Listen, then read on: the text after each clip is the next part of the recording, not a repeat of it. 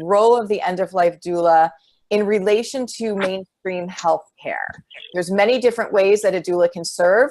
Doulas have been serving for a while. It's been a grassroots effort up until now. It's becoming something that in the United States wants to be integrated with mainstream medical. And I have to say that it's because mainstream medical asked us, how can we utilize the doula that we need within our mainstream structure? And so that's what NPEC has been designed to do. So welcome, everyone. We're so happy to have you. Welcome. Hey, and one thing I was going to do, ask you all, this is Patty Burgess, by the way. Hi. So if you want to be seen, what we'd like you to do is go down to the bottom left of your screen and hover your video, or hover your mouse over where it says video or stop video. And when you click on it, you'll see either a line through it or not. And so, yeah, there's no video shaming here. If you don't want to show up or not, that's totally fine. But it would be great for us to see you and know that you're, we can wave and throw kisses and all that kind of stuff. Hey, Rose. I see Rose. That sounds great. All right. Australian sister. Well, so yeah, that'd be great. And we may ask you to mute yourself if we hear some background noise. Well, everybody should be muted right now. And okay. Kimberly's going to moderate. So go ahead, Kimberly. Thank you, Patty. Thank you, Suzanne. You're welcome. All right. I guess we're ready for the first question. Kimberly's. Yep, I'm seeing there's, okay, everybody go ahead and type your questions into the chat or unmute yourself if you can. Kimberly, I sent you an email as well of some people who asked questions and they're already typed up in an email and I sent it to you just a minute ago. Yep, okay. Let me get that for you. Hi, Sally. We got your thing in chat that says you don't have a webcam or microphone, so that's great. And I know Kimberly will be monitoring. Sorry about the housekeeping stuff up front, but with all this great technology, we just want to make sure. Also, at the bottom there, you'll see when you make a chat, it's to everyone. If there's something you wanted to say just to the moderator, then just click on that down box and just, or to whoever you want to go to. So. Wonderful. Right. Okay, so I don't have any written questions yet in the chat. So if you do have a question, go ahead and use the chat so that I can moderate the questions for the panelists. We do have questions that people have written in over time since we started, marketing NPEC. And I'm going to go ahead and use those until I start seeing some questions pop up in the chat. Let me answer this one first. I see Karen's wrote, who in the medical field is asking about end-of-life doulas? You want me just to get started? Yeah. And Patty and Suzanne, I don't want to be too, let's not be too wordy. My hope is I'm going to go blah. And then if Suzanne or Patty wants to jump in and add something, and then we'll move to the next and move to the next. So who in healthcare has asked about it? And that is, it started with hospice nurses that I noticed. I've been doing this a long time. And when about a few years ago, when medical personnel started really asking about this, I've been training hospice organizations, yes, but I mean personnel like chaplains, social workers, nurses. They started coming around strongly about a few years ago. And I noticed that hospice nurses are one of the first ones, and chaplains, to ask about this. Then when you started getting, people up in the Northeast are really hopping with end-of-life doulas. And so there's so many trainers up there that then the organization started finding out about it and asking. And then when I made a phone call last year to John Masterjohn, COO of NHPCO, he's super progressive. They are super progressive. I just said, hey, do you want to know more about end-of-life doulas? And he wanted to know more, and he invited us to talk, a bunch of people, and he took the reins on that. So that's actually the COO of our national trade organization, the NHPCO. So from the top, from the bottom and the top, right? Anybody want to add? Patty? Yeah, I would like to add if I could. So for me as well, we were training end-of-life doulas who really serve in the community. But going to hospices and explaining to them the value of the role of the end-of-life doula to serve within the care team, they said, well, wait a minute. And I would explain to them from a hospice nurse perspective that I had been, that we just don't have the ability to be there with the amount of time that this family needs. And the doula can play that role and play it well. And so they started saying, we totally understand. How can we incorporate these doulas? How do we explain it to families? How does it fit in to the structure of the hospice? So I know another question is, how can doulas serve? And we'll get to that. But these hospices, and there's one particular very big hospice national chain, was so involved in this doula program and wanting to incorporate them within all of their hospices. They said, we love it. We just need to know, how do we explain the role to families and to our hospice team internally? So that's really exciting to see that they welcome that value and understand the role that the doula, the wealth that the doula is going to play, whether it's an independent practitioner or somebody who is hired within a hospice, which we'll talk about because that's one of the questions, how that role is, but they see the value of the doula, and that was beautiful. Absolutely.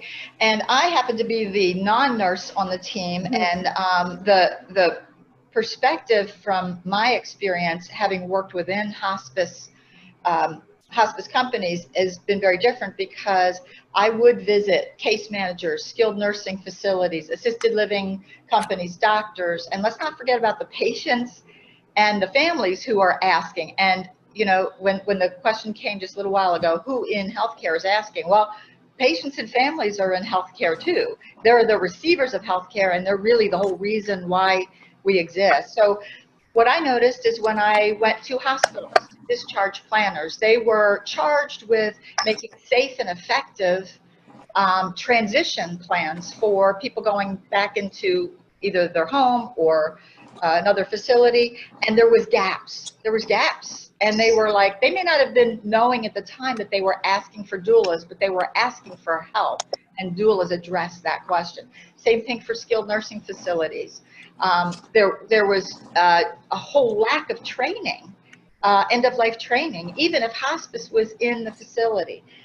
Same with assisted living facilities, and of course doctors who happen to see these patients on a regular daily basis saw, let's say, an elderly couple, one could not take care of the other, and the needs were great. So I'm telling you, it's coming from every place within the healthcare systems out there that we have, and as mentioned, case managers and hospitals. So we don't have to worry that there's a need or that there's a request. I think the demand is not as high as it should be, because people just don't know about it yet. And when they do, watch out. So there you go. Watch out. The doulas are coming. Go ahead, Kimberly. Next Okay, question. we have Katara or Katara. I'm not sure how to pronounce that. She says, hello, I'm just starting this journey. I am currently a CNA and would like to know how I can explain to people what an end-of-life doula is and how it can be a benefit to those in need. By people, I'm going to assume she means her patients that she's working with in hospice, correct? Did she say that or anything? No, I read it verbatim. Okay, let's. Hi, yes, this is Katara. What I meant by, is it okay to unmute myself? I'm sorry. Oh, Yeah, yeah, go ahead. Sure. Absolutely. Okay. So what I meant is, by people, I mean to my colleagues. I'm currently working in hospice as a CNA, and I would like to bring more of a doula aspect to hospice care. But I feel like you kind of did touch upon that already. But that's to clarify, that is what I meant by people, both the residents that I serve and also my colleagues. Thank you. So that's two different ways to talk about it. So you've got to remember, you all, when you're talking to your people about what you're doing as a doula, you need to consider who you're talking to. So when you're talking to your families, if you're a hospice employee, you're not going to, that's not appropriate, I don't think, in the moment. You need to let the hospice team member, the main case manager, handle that kind of thing, and the social worker. They have a structure within hospice that is the way they do things. And when doulas, there's a lot of doulas being trained out there to kind of go in there and handle, like, be a little bit more pushy than what really you need to do to be a key player within the team. There's a system set up at end of life that we need to abide by. That's part of the reason for this training. It's not a lowly place. It's just you need to know your place. So as a team member of hospice going into a family to talk about doulas, you would never do that unless a family member's asking for more support. And I would channel it through the nurse case manager to let her talk to the social worker. You see what I'm saying? Because the social worker on the team is who is responsible for getting more care. So, and Suzanne or Patty, do you want to add to that? I think a big part of NPEC is going to be where the doula's role is and how the communication works, because it is so important to understand the level of respect and how the system works, because we're not trying to take over. We're not trying to come in there. Just like Deanna said, it's not a lower position by any means. It's just a different position. And so that who to talk to and how that works is so important to go into mainstream medical and work within them. So within hospice, I just told you how to do that. With your colleagues, definitely talk to your colleagues about, hey, have you heard of this approach? Who do we talk to inside our hospice to champion this concept and bring it in? So that's how you would do that, because every hospice, before they bring in an end-of-life doula program, and I've brought end-of-life doula programs in hospice, there's a champion in there. I call a champion the person who's really pro end-of-life doula program. And that person will go petition to the money makers, the bean counters and all of those. So find that person, and then you can bring it into your hospice if you can sell it. Absolutely. And the only thing I would add to that is really how that particular culture of that hospice, if we're talking hospice or any healthcare organization, really works. There are some commonalities among hospices, but each particular site, each particular hospice themselves, or maybe location of that hospice, has a different culture and a different feel, like every company would. And so I think I'm going to find what I would call some progressive hospices, not that the other ones are less than, but progressive hospices who are willing to admit and look very transparently at the gaps that exist within their system. And it's not gaps that they don't want to fill. It's just that there's, I think, a lack of education. If there's any pushback on hospices, many times it is, well, hey, don't we do what doulas do? And that's really more of confusion versus, hey, you know, we don't need you. If a hospice is not looking transparently at their own gaps, and again, it's not a you know, demonization of that at all. It's just that everybody's at different places with this whole thing, and at different abilities to fund, at different you know, priorities, that kind of thing. So I think, kind of like what Deanna was saying, if there's a champion in there, somebody gets it, and it doesn't matter where it is. It could be a CNA, it could be anywhere. If you've got management that's willing to listen, and if not now, it will happen later, because that's the progression of things. And I feel what's nice is that NPEC has put together a PowerPoint presentation. So you have that champion, they can take that PowerPoint into the hospice, and it will give all of the information that is just the bullet points, where we were, where we are now, and where we have to go to complete the care, the great care that these families deserve. So it's really wonderful that we put that together for people to utilize. Beautiful. Go ahead, Kimberly. Okay, so the next question is from Joanne Nelson, and she asks, are you on call as an end-of-life doula, or do patients sign up for certain hours? Who wants to go first? I'll go for that. First, to back up just a second, as an end-of-life doula, there's many different ways you can serve. And then at the bedside, or when somebody's actively dying, that may be one way to serve. There may be a lot of other ways to serve that don't necessarily even have that piece attached to it. But that, again, is going to determine who's involved with the care. In most cases, obviously, you've got the team of care. It's those gaps, perhaps maybe at the active dying phase where a doula is called in. A lot of that is going to be determined. There's no one way. It's going to be determined hospice by hospice, family by family, system by system, and that can all be worked out on a case-by-case basis as to how one will serve. Let me add to that. So when my students are doing this and figuring out their business plans, they decide for themselves, are they going to be a person who does night shift? Yeah. This is something you've got to decide within yourself. Am I going to be a person who does night shift? So I used to do night shift. I used to do 24/7 shift. Like I used to go with my little bag for days. And because that's what they wanted, I was willing to do. I would have tight boundaries around it. We would understand about, I had a room to the side. I would have big meals. So when it was me alone with no help, you have to have super tight boundaries if you're going to be that person. Is that recommended? Probably not, but I've been doing this for so long. I just did what was asked of me in a way that could support me to do it. So if you do not want to do overnights, then you're not going to offer that. So it's no right or wrong answer here. If you want to do daily visits with no overnights, that's what you recommend. That's what you provide in your service description. So there's no right or wrong answer. You can have a team. There's doulas out there. I talked to a team yesterday that is forming a collective out in rural California. And so they want to do 24/7. So they're putting their team together right now. So really, there's no wrong answer, like Patty said. It's exactly how you want to do your practice, because this is your business. So we know the whole world needs everything, but I can't give it all, right? So do what you can. Have your referral systems that you can refer on to other people in your community if you can't do what's asked of you. But if you burn out and do something you don't want to do just because you think you have to, you're not going to be around long.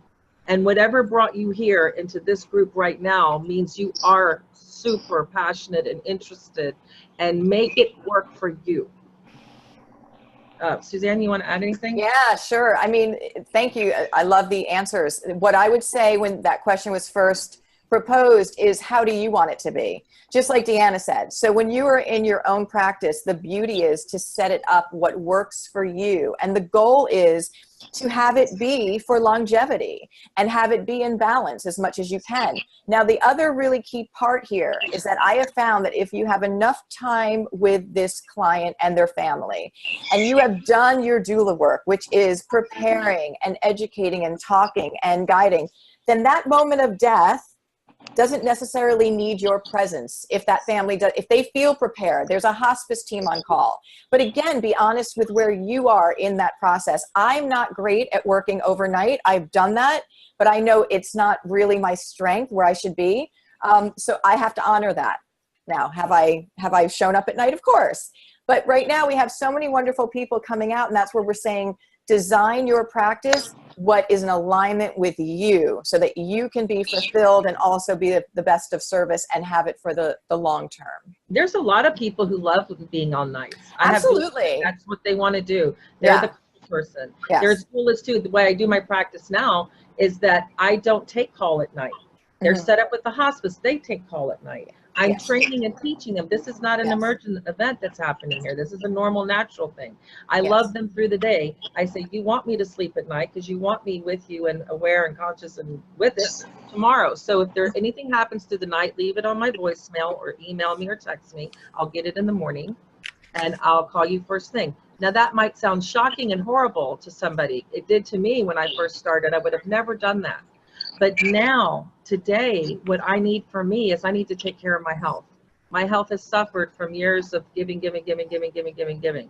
So now what I have to do is put boundaries around me so that I can serve well, what I can, and that's okay. And y'all don't have to go through the not taking care of you phase to take care of you. You know what I mean? Take care of you right now. Develop your practice right now to take care of you right now. Right, in the correct way, because now you have a movement and a team of a community around you. And what I have found, is going to sound so silly, I have found that my families don't know what to do in the middle of the night when something happens. So show them, where is the on-call number? What would you do? We do all this practice, run through so that they know what to do. They feel confident and empowered.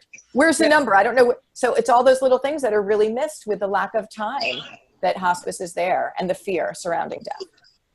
The only other thing I would add is too, depending upon which hospice you're working with, hospice or hospices, because your services can be available more than just one place. But there are some hospice programs, and again, this is about doulas filling the gap. There are some hospice programs that have 11th hour vigil volunteer programs where they may send a volunteer, but again, they're a volunteer, so there is a limit to that if one is not hired, obviously, because volunteers do what they can when they can. They may have a No One Dies Alone program. A doula can dovetail with that, and or one of the things that I know we all teach is going into your community, getting to know your community, and meeting with other doulas so that they can be backup doulas. If you're hired by the family, who will be paid for that amount of time, and we can talk about how the structures of all that happen. But you know, you might have a family that really wants that or needs that comfort level. So as these guys were saying, you don't have to be there personally, but you would want to arrange for it if that's what they have been requested, because they're very fearful, even if you've done all your training, which you should, and all your educating. So lots of options. Yeah. Go ahead, Kelly. Okay, great. I have a question that's being asked by both Kyle and Kate. They both say, I heard recently from a doula who feels very strongly that doula work should stay outside the medical/hospice system, much like birth doulas emerged when midwifery became incorporated into the system. What are your thoughts? Want to take that? I'll start. So I'm trying to just move through, y'all. So this is the thing about that. This is the Birth thing about doulas, it. learned a lot from birth. Birth doulas began to be referred to when mainstream medicine began referring to them. Before then, nobody knew of birth doulas. They weren't around much.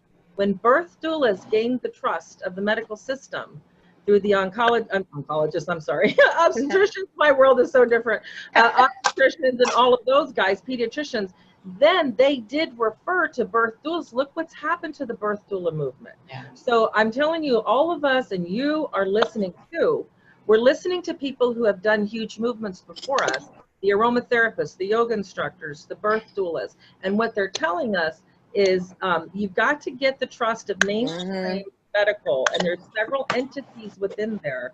Once you gain that trust, that's what this NPEC certification is all about.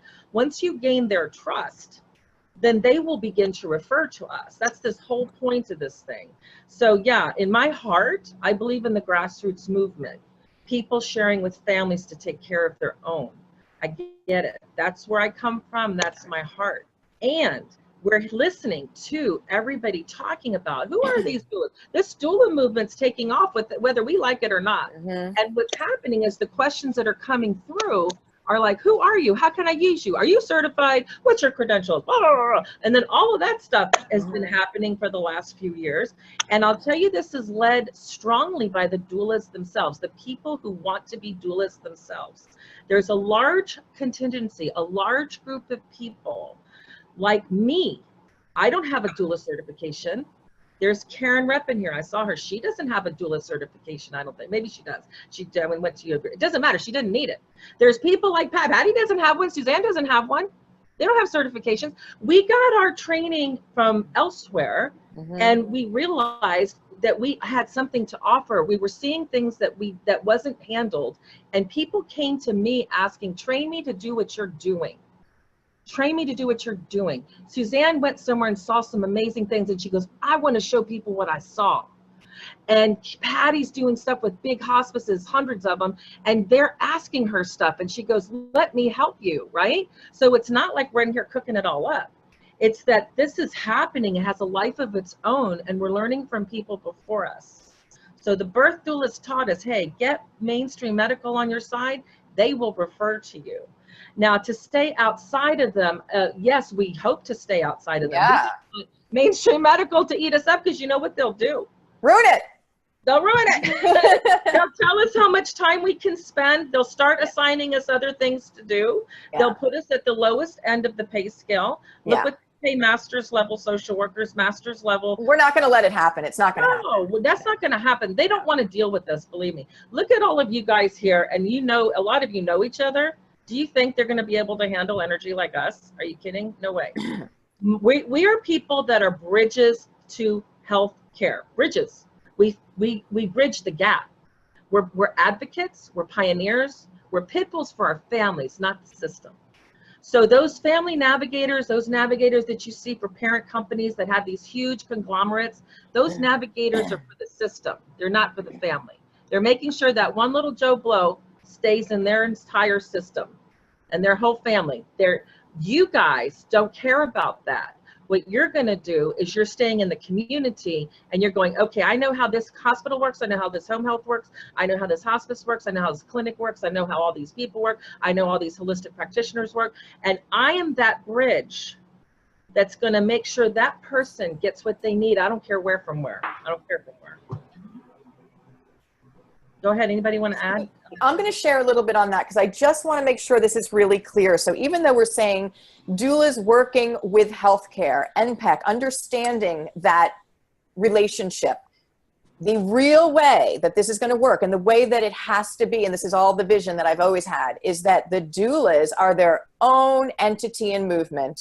They are not working, not paid by them ideally, because that will break down what we do. But we do have to have mainstream medical understand and trust the role of the doula so they can just refer you, because that's what it's going to be. So I just want to make sure that that's understood. Yeah, and one of the things, oh, I think I'm getting a little feedback here, sorry. Your phone on, Patty? If your phone's on, turn it off. No, I'm good, okay. I think. Okay. Yeah, it was happening. A couple things about that from another perspective, but that will always be the doula's choice, is that, you know, we have to be careful when we say staying outside the system, and kind of like you were clarifying that, Suzanne and Dana, about that we are an adjunct and we get to see the entire system and be able to advocate for that and help bridge those gaps. There may be some hospices, some organizations that actually want to hire someone for doula work. Now, the reason I say that this is possible and may be coming, but it might be, it's going to change again, hospice to hospice, culture to culture. And that's going to be a choice that a doula can make, in that if those positions are made available, they're recognizing that their employment comes from the system, but that doesn't mean that they can't still be a bridge. And that for some people who don't have the interest or the means to start up an independent practice, I don't want to discourage you from, you know, the possibility that as this movement grows, does that mean that there will probably be more regulations because there's certain things as an employee that you can't do? The whole reason doulas are here in the first place, because there are time and service, communication and advocacy gaps. So the whole reason we're here in the first place is because there's these gaps. Now, it's possible as an employed person you can fill a gap, but you may not be able to fill it independently. Your advocacy may have a side to it. So it's just that you're going to have to make that decision. But if that family member is still served because somebody can be there more often and you're being paid by a hospice, not a bad thing. And we're going to see this change. The versions and the iterations of this program are going to grow and change. So I just want to let people know who may be interested in employment versus independent practice. I believe that will be available, and that'll be just another way to navigate it. Well, hopefully we'll help you with that information too, and the hospices. Yeah, and it is already happening. I just had one of my doulas hired, which is wonderful, by a hospice. I just feel if we're going to talk in the big picture of things, that I think that the majority is going to be done the way that we're talking about, coming as a referral. But yeah, but I think that just is validation for them creating, this hospice created a space for her and a job description for her as an end-of-life doula. It's validating the need for the doula. So there will be variations. I think it's all wonderful. It depends on what you want. But ideally, I think the best way it's going to work is coming in referral system. But that's okay. And I also think that, you know, that doula is going to have to, I'm sorry, Dan, that doula is going to have a certain kind of presence to make sure that they're really serving in a capacity that serves all parties. You just have to be aware that there's going to be a different allegiance, perhaps, in terms of where you go. But you can also have that conversation up front because otherwise there'll be another gap, and then there'll be another doula that fills that gap that might be an independent contractor. So I want to go back to, or just validate everything that Patty and Suzanne are saying. So I have doulas working on the low end in a hospice, being paid by a hospice as an employee, as a PRN, making low wages, but making a huge difference. That person is training their vigil team. That person is doing very difficult cases with them, making a difference in their high-need families. I have another doula. I put in a end-of-life doula program in a multi-state, multi-site hospice. Their volunteer coordinator got a huge promotion for managing the nationwide end-of-life doula program. So there you have it on the top end, making a great paycheck with great esteem in the company, in a corporate setting. So what this conversation really needs to show you is that you can do whatever you want. You can create what you want. You just have to talk to people, and these people petitioned for these things, you know? Yeah. They petitioned for them. They asked for them. They sold the company on why it was so valuable to have them. In these end-of-life doula programs, I can tell you, I wish every company had a paid doula to help manage it, because there's an area that I think a paid doula needs to be there. So yeah, like, it's everywhere. We can be everywhere. All of us are going to have our own little interests of where we want to be in the system. And yeah, so great catch, y'all. Everywhere, yes. Very good. Okay, Kimberly. Okay, the next question comes from Joanne, and she's saying, trying to figure out where best to invest in training. I want to go to the NPEC event, but cannot afford to do both training certification program and the event. What is your suggestion? I'm sorry, I spaced out. What was that question? It was like, let's all pitch them on each of our programs, you guys. No, what did she ask? I'm sorry. She said she can't afford to go to the NPEC certification and also train. Well, let me, since I'm talking, let me handle that too. It's about affordability. We recognize that it is a big commitment to come to New York, and we also recognize that between all of the speakers you get, the fact that, you know, Deanna, Suzanne, and I, and and me, sorry, who are you guys? We've got a lot to offer from a lot of different perspectives, and if you come as one of the first 100, you get all of our programs. So though the actual dollar amount may be kind of expensive for someone, the value is so high. And we need to, I'm not going to get into it, but this is also about getting paid your value as well. We all need to be able to have a reasonable amount of payment to be able to continue to do our work as a doula, because if you're going to do it for free, you're not going to be able to sustain it, and we want people to sustain it. This is an inaugural event. This is we're on like the cutting edge of something here, where we've got the attention of healthcare across the nation, and I don't have any other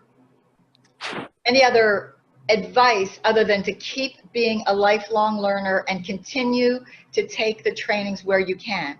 Rome was not built in a day. We're not going away. So with this particular training, if you couldn't do NPEC, do what you're doing and do it well, and don't just think that you got to get the next thing, because as Deanna said originally, no one needs anything to do this. However, we do believe that healthcare systems who are highly regulated entities and need to meet certain criteria for reimbursement and for continuing to be Medicare certified entities, they're going to want to have some sort of evidence of advanced training, or at least that you know what their culture, their philosophy, their system is like. So if you can't afford it now, save up till you can, be a lifelong learner.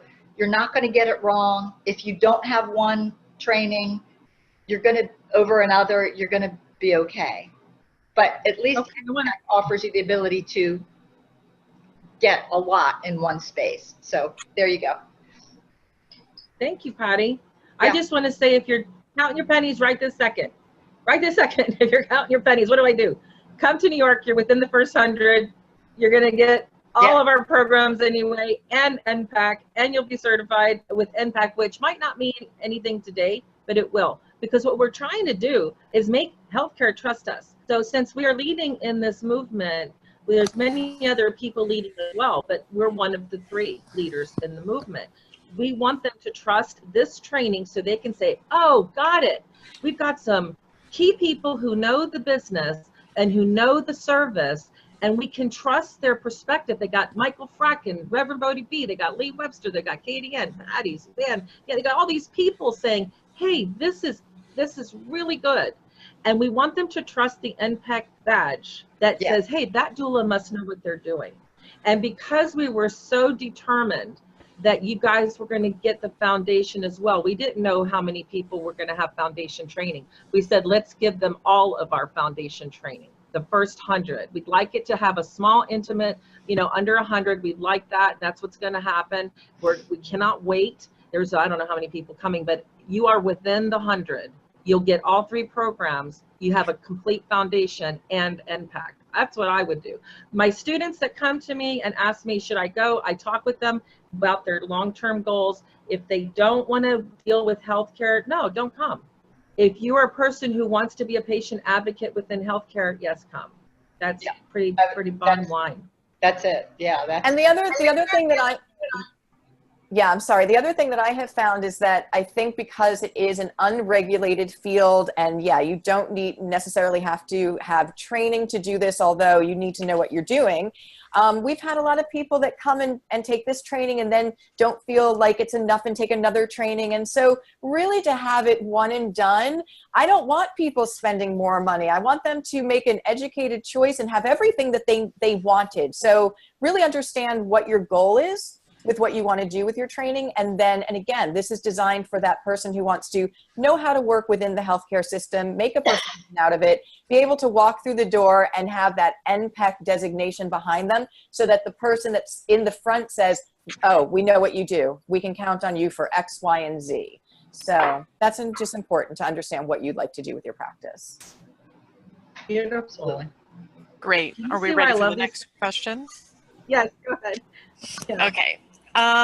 Ken and let me see the other person. They both have questions regarding the term end-of-life doula or death doula. Ken is asking. Oh, no. Hi, everyone. Hi, Suzanne. Actually, they're different questions from each of us. Mine focuses on the word doula versus end-of-life guide, because of the female nature of the word doula. Yeah, so we're taking over the world, Ken. We're taking over the world, so just get used to it. I'll start with this.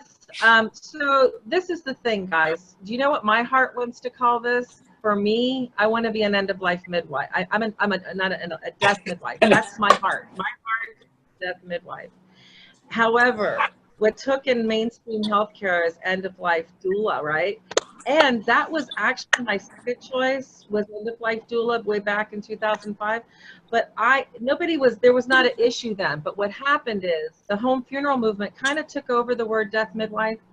And then when I went to end-of-life doula and I saw other people saying doula too, as people started popping up on the scene, you know, when Baylor University system took doula, when Shira Ruskay Foundation said doula, then Amy Levine moved over and did doula to accompany support. When Valley Healthcare System said doula, Gilchrist in Maryland said doula.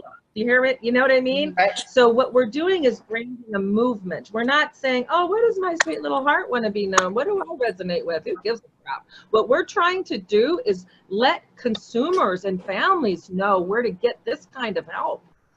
They need to know how to find. And so mainstream healthcare says doula. So, but you know what? My thinking on that is that even though I love death midwife, if my branding, if you say on your website, your SEO and all of that stuff, put doula so everybody can find us and it's the same thing. And then you can use your verbiage, your end-of-life guidance and end-of-life guide. You can say that totally. Yep. You can find a way to beautifully put your sweet words. Like my sweet words are death midwife, but my heart, it doesn't matter, because like we need people to know where we are and who we are. So we're trying to brand. The guy, what's his name? Ido Banak. I'm sorry, I know him. I'm seeing him in front of me. He's the president of the NHPCO, and what he told us when we were in Washington, he said this in San Diego when we all met him in San Diego. He said the problem we're having is there's no clearly defined role definition up to now. And so what is it? Like we have that in hospice. It can't be Guido's Pizza in hospice. It can't be Deanna's doula and Reiki. It can't be so-and-so's shaman stuff, transition guide. Like nobody would know what in the world to do, right? So he says we have a branding issue, and because we have a branding issue, we need to make clear, defined choices, and we're going with what mainstream's already grabbing, right? They already grabbed it. So, you know, if they would have grabbed donut doula, then we would have been doing that. Donut doula. Donut doula. My question then is, I would need to include the word doula in my website in order for it to pick up on searches? Okay. You want to brand it. I would brand to the recommend that. movement. Yeah. Okay. Yeah, you can say something like on your business card, Ken, you are, you know, end of life guide, offering end of life doula services, so that somewhere somebody understands what that is. If you want to call yourself some people like end of life coach. To me, it's a little too rah-rah for end of life. Come on, you can do it. So yeah, you can do however you want, and a rose by any other name is still a rose. The other thing that's really great that we have ahead of us is the birth doula movement. And I believe that we're light years ahead of where they were at our time, because there's still no national organization. There are organizations that are well known in there, but there's no national organization that is looking at them like NHPCO is looking at us. So what we get to go on when people are not sure what is that, only thing I ever say is, hey, you've heard of birth doulas. Oh yeah, I've heard of birth doulas. They usher life in, and we lovingly escort life to whatever's next, is my explanation. But doula's got to be in there because it is culture specific. That's what the culture's grabbed onto. And also not just that, but doula, the actual word doula is a Greek word that means non-medical person that gives physical, emotional, and spiritual support to someone else. And to me, that's a home run. That's what we do. We holistically are caring for people physically, emotionally, spiritually, and we're non-medical. And so right there, it's kind of really, I love it. So that's where you're right. That's where the mainstream medical is branding on. But it's interesting because media, who loves to kick it up a little bit, is always doing death doula to get you to be like, what? That's so it's very interesting. Yeah. I know, that's so dramatic. Yeah. The funny thing is, yeah. Deanna, and also, do you remember when we were at that meeting with Ido Banik? I thought this was the funniest thing, and you probably still will even see it in the story. Deanna just looks at everybody. She goes, I thought I invented the word death doula. And everybody was like, well, I thought I invented it. End of life doula. End of life doula. I'm sorry, end of life doula. And then everybody else was saying the same thing. So all of us might have come to that kind of like, you've been thinking, I've talked to people that were like grief, sort of Googling like grief. I know I want to be with people at the end of life, and they were Googling it. And the next thing you know, they're like, doula, that's what I want to do. And so that they think that's me. That's who I am. Yeah. Yes. Yeah. Excellent. Thank you. You're welcome. Go ahead, Kim. And thank you for being a male, being attracted to this profession. We need more males. Thank you. And there's lots of y'all. All of you. Very good. Thank you. So I think that answered the other question also, so we don't need to go there because you guys really rounded out the whole term altogether. Okay. One question from Danielle says, I'm unable to come to New York City, but I'm interested on having the training and affiliation with NPEC, as I will be working in the healthcare system. How often do you see yourselves doing more trainings in the future? Oh my gosh, Danielle, I'll tell you, we've been talking about this for the last, We know we're going to have an online learning center because so many of you have said we want to be there and we can't.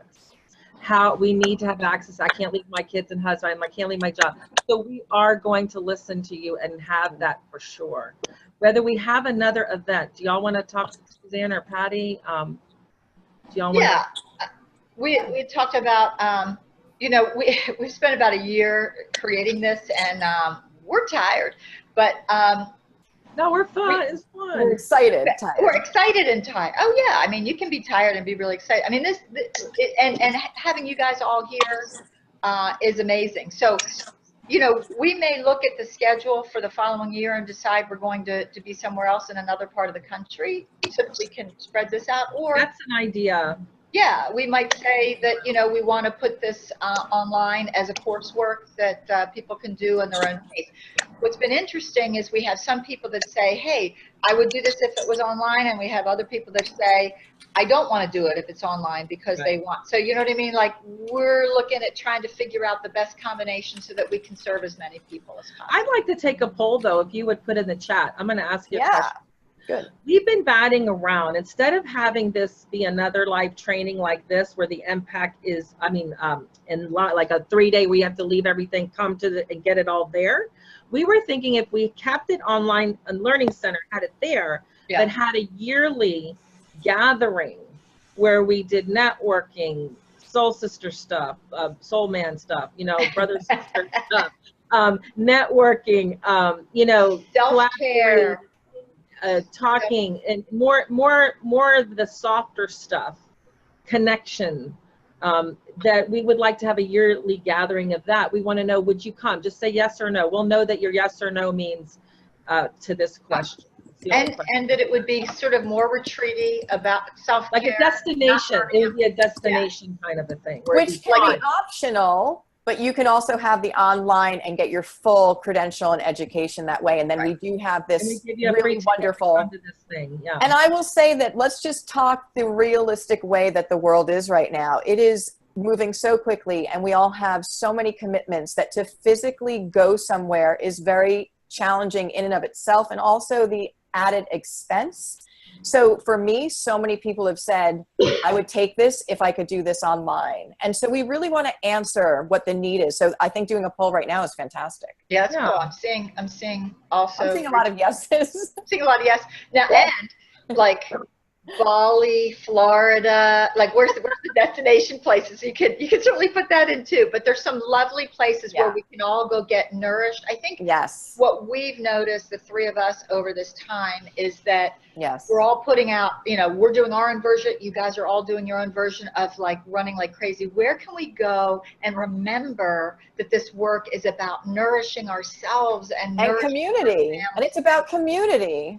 But do it without the push. Now, New York, we're going to give you a lot of information, but New York is going to be crazy fun. And what I love about New York is at first we weren't going to do it there because it's so expensive. But Suzanne's there. She knows the city. And New York is like the city that never sleeps. I love going there. I do a lot of training there. And so when we said, it was so easy to go, yes, let's do New York. But the thing is also what we found is it's super crazy expensive. And so we're sorry about that. But anyway, so we're taking people's consideration, what they're telling us, wanting to what you want. That's what we want to do. We're not doing so much what we want, is what you want. And but also, Deanna, with that New York, you know, we have a lot of people that are coming in to co-train, but also you're getting those 3 foundational trainings. So you're getting almost a $10,000 value. So it's, you know, it's an exchange. It's going to be wonderful. And what's cool about New York is we've got people, other leaders going to be in the audience with us. Like there's a lot of people, like New York's a hotbed for doulas. There's going to be a lot of, and actually the people that can come, I can tell you when I started seeing all the names of the people that are coming and I started kind of looking them up, these people are actually doing it, right? There's a lot of us that think about it, and it might take years before we put our, you know, feet on the ground with it, because it's scary. There's a lot to it. But the people that are showing up at this conference are actually doing it already. A lot of them are my students that are already out there working. They want another level of it. They want another level of it. Right. So it's really going to be an exciting weekend that I can't wait for. I'll tell you that. It's going to be And I fun. just wanted to mention, I know we've mentioned it before, but when you consider that you're going to get all of our foundational trainings by coming, you do have to attend because that's, you know, that's our gift for attending. Like, you would spend a lot of money to do that. So it is a pitch for you getting there if you can, because I don't know if we will do that again. Right. We may not. And so, in fact, I don't know if we will, because it's so valuable. We just can't give it away, but we wanted to make it really packed and chock full. We were trying to get Tony Robbins to come. No, I'm playing. Anyway, we love what we do. We love sharing what we have. We want to give it all away. And We that's want you to be the best that you can possibly be with this work. We'll talk to you a little later. So come if you can. When you're done, what? Kimberly? Yes. So, And Kimberly, I was going to ask you, can you save that chat for us Yeah, so that we can, okay, good, and the questions and all that, so that if we don't get to some, Oh, yeah, that's a great idea. We can go over it and answer it. Yeah. right. Okay. I And absolutely will. And maybe we can do, whoever, I think we have to mute someone. yeah. There's a Lynn on there that's not muted. If we can mute that. And if we can get another one in, maybe with just Deanna, Suzanne and I, or maybe a webinar where if there's a lot that we didn't answer, maybe we can do another webinar and post. Yeah, Kimberly, is there another question? Yeah, there is.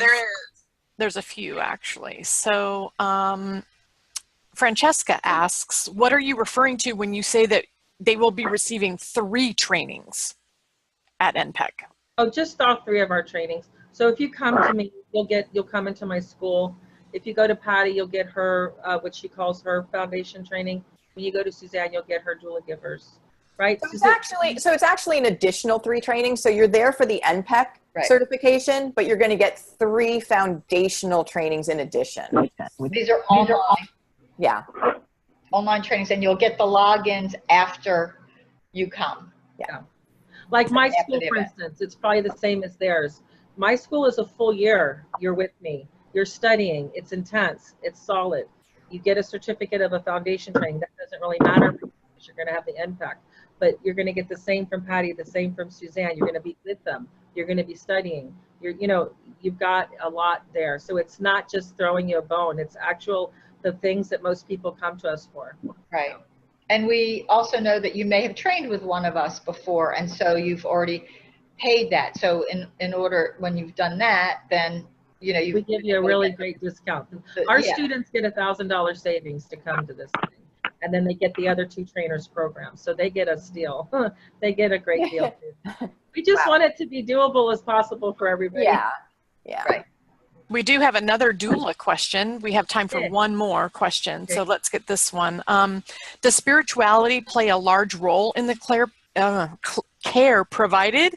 Is death looked at as a transformational process? So why don't you just let's see each one of us answer. Go ahead, Patty.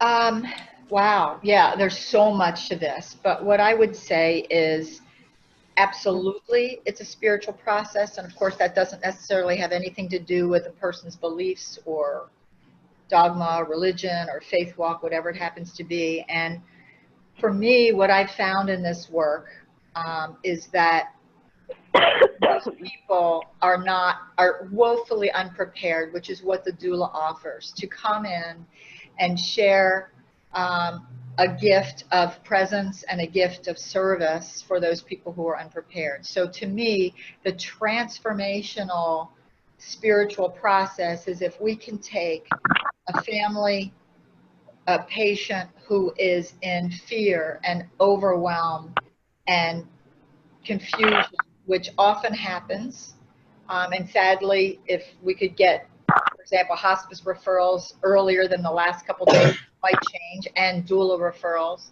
But if we can take that and be able to help them transform that experience of death and dying to one of comfort, peace, connection, meaning, and dare I say, even a little bit of joy and awe in this whole death process, then we have done our job. That may not always happen, but I think a goal is to make this a transformational experience. When I say make this, is to help facilitate whatever is that person's, that family and that patient's goal. And many times it's moving them from fear to some place of awe, and that it was an experience that was worth the going through. Thank you, Patty. Suzanne, you want to say something, or you want me to go? You can go ahead, Deanna, then I'll go. Okay, so the spiritual aspect, you know, I remember one of the first articles I read about a doula. Remember Rebecca Green, that article about Rebecca Green? And she was from the UK, it was years ago. And she was an atheist. And what I loved about that article is that and she was a nurse too. And the way she talked about the care she gave people as a doula, being an atheist, I was just loved it. It kind of put in perspective my role, and I'm a very spiritual person. I'm probably like, I'm looking for my planet. I'm looking I'm actually anyway. So I'm a very spiritual person, but I love that article. I loved that she was grounded not in some kind of belief system. So, okay, so I just had to say that. The other thing is, in our program, in our system, I have a layer of our work that is a personal journey. So you take your belief system with you, your transformation is deep because I'm guiding you on a personal journey. That is a lifetime process. So anybody that comes in, I usually draw a lot of very strong spiritual people, that whatever you're doing, you need to ramp it up a bit to do this work and to study this work. We have Reverend Bodhi B coming because I know that each one of us has a strong spirituality. Patty, Suzanne, me, Bodhi, Michael Fracken, everybody does. They do. But I asked, we asked Bodhi to come to represent that spiritual heart of ours. Okay, so ours doing the practice. The spirituality focus really needs to be on us as the practitioner who shows up with families having the wherewithal, because we're constantly aware of ourselves, to stay quiet so they can work out their issues, whatever they are. They might be spiritual, they might not. So spirituality, I love that somebody brought it up, because actually I deal with a lot of metaphysical practitioners, holistic practitioners, very accomplished. And we talk about this a lot, because actually a lot of people who are super spiritual are a little turned off on somebody else's spirituality. Oh, that's too woo-woo. You hear a lot of woo-woos get together and they kind of don't really appreciate their other woo-woo sisters and brothers. So it's like we can't really together state what a spiritual experience is for anybody. But this journey and the conversation, I appreciate the question, because that's my miserable attempt to address it. Okay. Go ahead, Suzanne. So thank you. So let's go back to the word doula. So doula means non-medical person who serves another physically, emotionally, and spiritually. So spirituality is a huge part of this. Now, with that being said, we educate the doula in understanding the different areas in what you need to know to be of service at end of life. However, 101 doula work is that it's the patient's journey. So we're not there to convince them, to push them. We meet patients where they are and move from that point forward. So is everyone going to have a spiritual epiphany and awakening? No, it's up to them. If you create a safe, trusted environment and allow for that exchange, do things open up? They sure do. And you need to know about the spiritual component, because you're going to see it. If you are a practicing doula, you are going to see things, and your patients are going to tell you things that are going to wow you. That's just the way it is. So we want you to know about that so that you're not caught off guard, whatever your belief system is. But you are here to serve them. It's not, it's not, again, your own belief system imposing that on. Absolutely not. But it is really beautiful and fascinating. And I love to share bedside stories, because it's not me telling you to believe something. It's sharing what that patient shared or what was taking place, and it will leave you awestruck. So it's a really magical place, but yes, spirituality is a part in it. I was also going to add, you know, it's also kind of like an attraction factor thing. Whatever, I really believe that that works itself out, that whoever you are and whoever you're serving, that was generally meant to be. You will find each other and vibe at the same place, so to speak. So I don't think anybody has to worry so much about, oh my gosh, I don't really do this spiritual thing, but this family.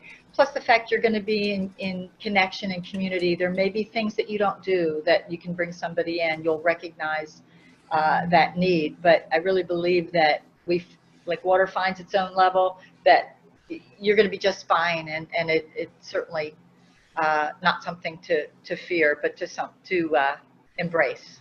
We all are learners as well. And don't forget that even though you're going to be working individually in a home, you have a whole community of support behind you to ask questions to. So as you're going through your journey with your family and your patient, reach out to your community and ask for help. What do I do in this instant, and guidance? And that's the learning. And we're always learning in life. So it's great. The thing I want to share too for validation, after many years, I've been being a private doula since 2005. And that is this: the people that are super strong in a spirituality or religion, they're calling their own people. They're not calling you. They're calling their own people. If you're working as a doula with somebody from a very strong spirituality and they have their own people, you're an adjunct to that system, and they will lean on you, but they're not leaning on you spiritually in the way that we could be thinking, right? Because they've got their rabbi, their priest, their shaman, their healer. They have that already. So the other part I want to say too is that I always say, I've never done that before, I'm happy to try. So as long as, I remember the first time I blessed a home with sage and crystals, I had never done that. I was on the internet looking up all day, how do you do that? And like, was I supposed to say words? And what was I supposed to do? This was long before I realized that, you know, as a hospice nurse, we weren't allowed to do spiritual things within the system. So when I came on as a doula, my strongest insecurity was, how was I going to be useful to people emotionally and spiritually when I wasn't allowed to practice that? I could be the nurse in charge, and you might even feel that for me sometimes. I'm very, you know, but that's my background, and I have to practice daily to back it up, calm it down, and trust that my spirituality, like, I can hear you spiritually. In my journey as a doula, all my spiritual gifts are opening up. So I'm learning every day, year by year, how to listen.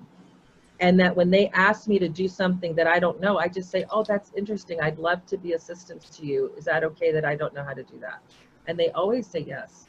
They always want me to do it. Even the people that wanted me to bless their huge 4,000 square foot home wanted me to do it when I had no idea what I was doing. But we did it. It took us, I don't know, 2 hours, right? Like, because I probably did way too much, but it was okay. My heart was there. My heart was there. I was with them. We were together. We were touching. We were doing it together. It was beautiful. So it wasn't my spirituality, but she allowed me in hers, and it was okay that I wasn't good at it. You know? We're all here because I think we get so much more than we put in by default, and it is beautiful to see as many faces and hearts here that are willing to serve, even if you don't quite have all the pieces together yet. We're pioneering and walking through this together, so it's pretty awesome and pretty humbling to do it with all of you. Kimberly, it's 1:08. I know everybody has to leave. Is there anything? There is another really good question if you have just a couple more minutes. Sure. This one is from Sally, and she asks, besides vigil and No One Dies Alone programs, how else might a hospice use doulas? Oh, that's a beautiful. How much time do you have? And Sally is with a hospice too, by the way. I know we've communicated before. That's terrific. Go ahead, Suzanne. Go ahead. You said, go ahead, take it on. It's so interesting because I talk about this a lot, you know, when I'm talking to people, especially hospices, and they talk about the 11th hour and putting things in place for that time right before somebody dies. That's very important, absolutely. But when a person first gets a terminal diagnosis, it is so important to show up and to offer support. For that whole journey can go up and down. There are so many phases and layers before somebody is at that very last end of life piece. And a lot of times at that very last 11th hour, that person's not awake anymore. And so we're there holding space and helping the family. But what about that person's journey going through that end of life? What about the path to regrets or peace and acceptance or legacy work or whatever it is for them? Walking alongside them and saying, I'm here with you and for your family, especially when they first get diagnosed, is so critical and very important. So again, start there, and then it can go like this, and you hopefully get to a place that's quite beautiful for that very end piece. So, and again, it's not one end of life is the same as another, because there's different elements and different needs of that patient, and it's about the patient, it's their journey, and we're here to advocate and walk alongside them that whole time. So the, I have a, oh, go ahead. oh, go ahead. Patty, you want to go? Or you want? You go ahead. You go ahead. Okay. So what I wanted to add to what Suzanne said is when I create end-of-life doula programs with hospices, how the doula is they bridge everything with their gaps. Hospices have gaps too. So the doula role within a hospice bridges from before death, during death, after death. You see that? It's a beautiful continuum. What happens at death is the whole hospice team disappears. They go away. They drop down. They're there. You're dying, you're dying, you're dying, you're dying, you're dying. You're dead. They're gone. Then it's another loss. There's another loss. And there's a bereavement letter once a month for 13 months. If you have a good hospice, they have a nice bereavement program of visits and stuff. But most hospices just send a letter every month. They might be lucky and give a call, you know, but they've lost everybody that they've known. So the doula is part of the team prior and during, and they're the team member that stays at the end and does some post-death visits. That's how I would love all of you to look at that doula role within hospice. If you have anything to contribute to a hospice starting something like this and you want to be part of it, petition for this. You know, this continuity is material. This is what I do and for a living, yes, but you could go into that hospice and go, let's design something like this. I'll help you do it. Even in your own practice, be there right in the beginning and be there past that person's death. Be there for the family afterwards. I mean, it's just beautiful, and that's really the healthiest way that the whole structure can work. And wonderful, so good. And Sally, I would also add, having worked within hospice systems as a volunteer trainer, community educator, contract specialist, one of the biggest things I see as a gap is a communication gap. We often talk about time and service limitations, but there's also a communication and an advocacy gap. Now I can tell you, and this may or may not be, of course it changes from hospice to hospice, culture to culture, but I can tell you there's a great deal of miscommunication between marketing, let's say, the outreach people, and clinical. So when that happens, who gets caught in the middle but the patient and the family, or maybe the referral source? I've happened upon scenarios where one person said this, another person said this, and everybody was well intended, but the communication came out all jumbled. And then throw in the fact that you've got a patient and a family who are under great amount of stress, and the communication is being filtered through all that, and they heard, you know, like a classic one. But I thought the hospice would be there 24/7, but hospice said, no, we're available 24/7. My God, like what a big difference. Oh. So when that happens, there's nobody there to clean up that communication gap. And I can tell you the rise in complaints that we've seen over the last 10 years, when I started in hospice, say 15 or more years ago, those complaints were rarely there. People were just like, oh my God, it's the best thing. Once they got over the fear and the H word and some people thought hospice was giving up and dying. But department to department, from the volunteer to clinical, there's a disconnect. From financial to clinical, there's a disconnect. And then all of that filters through to the patient. So if there were ways to bridge where you've got somebody out there at a referral source or at a patient and family, and there's some confusion, somebody's got to step up who's trained well enough to go in there and non-judgmentally, which is what we do, internally to externally bridge those gaps. And I can tell you, most of the problems would go away that hospice are having now if there were somebody to bridge those communication gaps. And I just want to expand on that because I love that so much. So here's what's happening. The care is fragmented.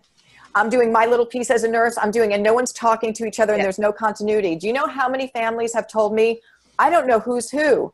I don't know the aide, the nurse, the social worker. Death is the second leading fear in the United States. This is why we are working on a national level in the United States, because we're understanding what limitations we have in this country. Huge, by the way.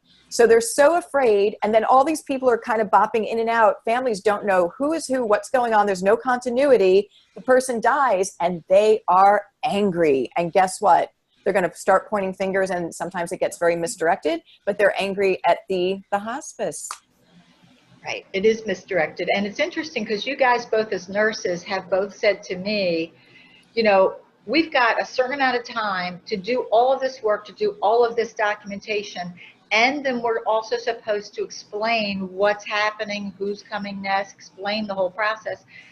There's no time for very well-intended folks like hospice nurses and aides to do that. Many times the patient has even a more connected relationship with the aide because they're there for the 1 to 2 hours a day, and they're there in the very intimate physical parts of that care. So, and yet maybe an aide doesn't get the same kind of training that they should, that nurses do, but they're the ones that holds that patient and that family in good stead often.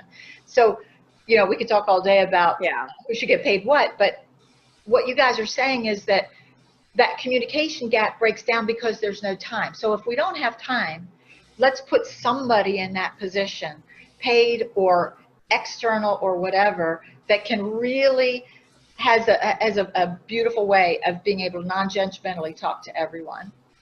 100% that there needs to be a continuity of somebody walking right alongside that family throughout that journey, start to finish.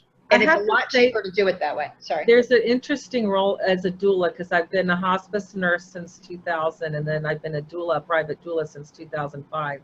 And I'll tell you, so interesting. I never would have known, had I not been a hospice nurse prior to being a doula, how, I'm just going to say it, I never felt this way. I never felt arrogant, ever. I always come in very humble, everything, always to a scene. But as a doula sitting with a family while the hospice personnel comes in, there's an energy of arrogance. And I think it has to do with how fast they must roll. They must come and go so fast. But the thing is, when you're sitting with a family prior to hospice coming over, one of the roles, if they're in a rush, they've got a job to do. Every role has a job to do. So they're coming into the house with their job to do. Even as quietly, as respectfully as they could enter, like I used to feel I was being.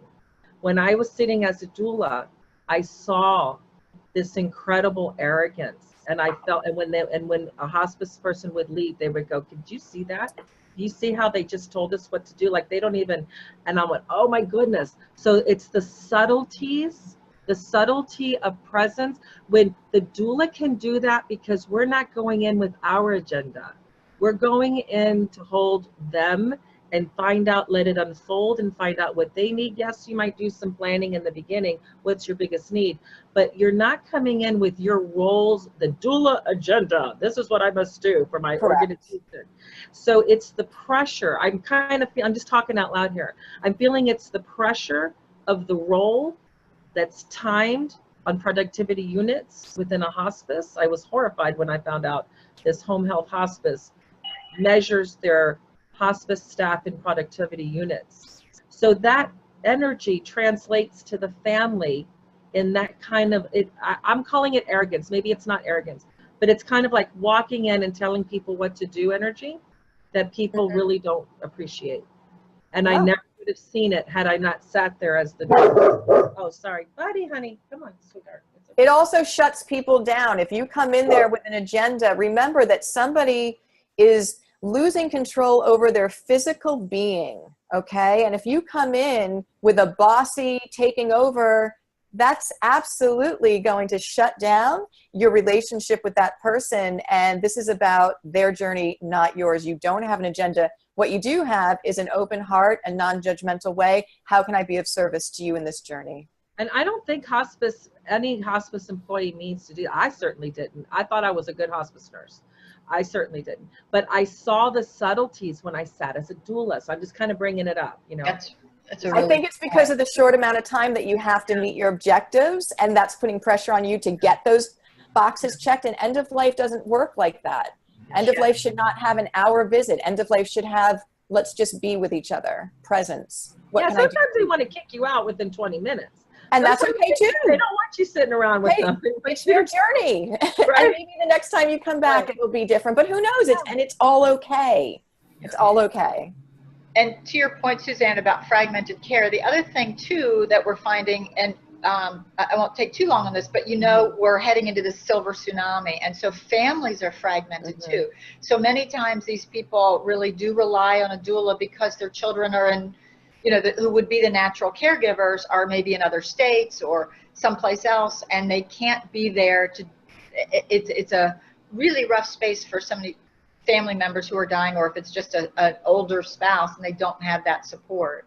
So those kind of heightened awarenesses about how they're being treated end up being in these higher numbers of lawsuits and complaints that we're starting to see. And then that, well, that's a hard thing. As a community educator, all the overcoming that I had to do about people's perception of hospice, and it's only getting hard now because people's perception of care has changed dramatically. Yeah. So much so that it has spurred on, I don't know if you've seen a most recent, we'll have that available at the hospice thing, a most recent, I'm not saying that every hospice falls into this, but the Office of Inspector General has come out with a report about the quality of care issues happening now. So doulas save money, I mean, we're talking perception of care, patient satisfaction, quality outcomes, cost savings, communication, all of these different boxes. If we're going to check a box for end-of-life care, those are the boxes we want to be checking off on that doulas can address. But the most important thing is that this person and the family need the best possible care and support for their experience, and we don't get a second chance to do this right. And it's not going well. We have the huge numbers, and we know that in the United States, mainstream medical cannot supply the need, and it's only going to get that much worse. It has to be these wonderful holistic practitioners coming in an adjunct way. So, and I want to add to this, the practice side, you know, being a doula. What I do a lot of on the other is I call the hospice the next morning and tell them about all their service failures. And of course, I'm doing it in a nice way. I'm dissipating the anxiety and the anger and the frustration on the family side. And then, hey, heads up, guys, so-and-so didn't show up, the bed fell down, the whatever, the medicine, whatever. And they are so grateful. They're so grateful. And they look at you as a person who's really trying to keep the situation smooth. You're the eyes and ears. Yeah, they know. They love it. They love it when they know I'm on a case. Yes. Makes their job so much easier. That's right. Yeah. On the case. That's good. Good stuff. All right, ladies, I believe it's time to wrap up. Okay, thank you guys. We're so grateful you came and joined us. Thank you to each and every one of you out there that have an interest in doing this work. It's so amazing, and it takes all of us to move forward. So I applaud everyone, and I'm so grateful. Thank you. Yeah, you got it. You're all pioneers here. Yeah. You didn't show up here by accident. If you haven't, a lot of other things to do and be on a doula call. So I'm so grateful. I honor your calling. Thank you. Absolutely.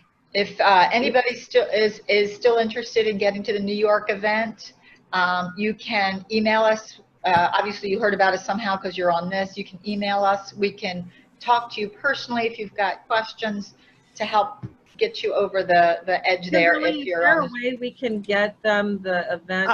I've been doing that the whole time in the chat, Oh, okay.